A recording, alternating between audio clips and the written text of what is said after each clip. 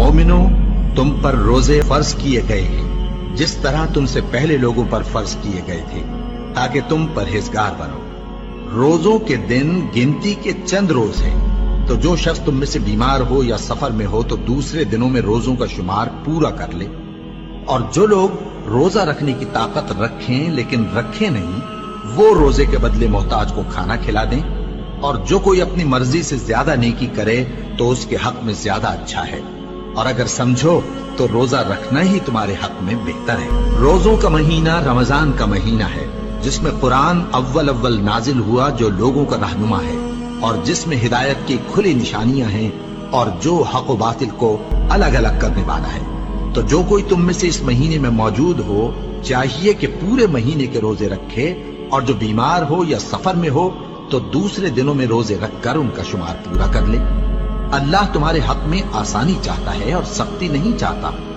और ये आसानी का हुक्म इसलिए दिया गया है कि तुम रोजों का शुमार पूरा कर लो, और इस एहसान के बदले कि अल्लाह ने तुमको हिदायत बख्शी है, तुम उसको बुजुर्गी से याद करो और उसका शुक्र करो। और ऐ पैगंबर, जब तुमसे मेरे बंदे मेरे बारे में दरियाफ्त करें तो उन्हें मालूम हो कि मैं तो तुम्हारे पास ही हूं।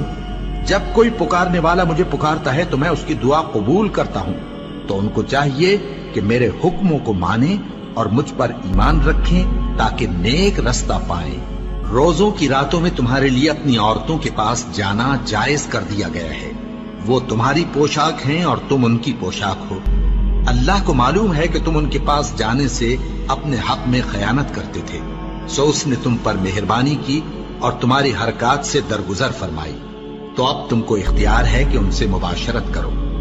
और अल्लाह ने जो चीज तुम्हारे लिए लिख रखी है, यानी औलाद, उसको अल्लाह से तलब करो और खाओ और पियो, यहां तक कि सुबह की सफेद धारी रात की सियाह धारी से अलग नजर आने लगे। फिर रोजा रखकर रात तक पूरा करो। और जब तुम मस्जिदों में एतकाफ बैठते हो तो उनसे मुबाशरत न करो। ये अल्लाह की हदें हैं, इनके पास न जाना।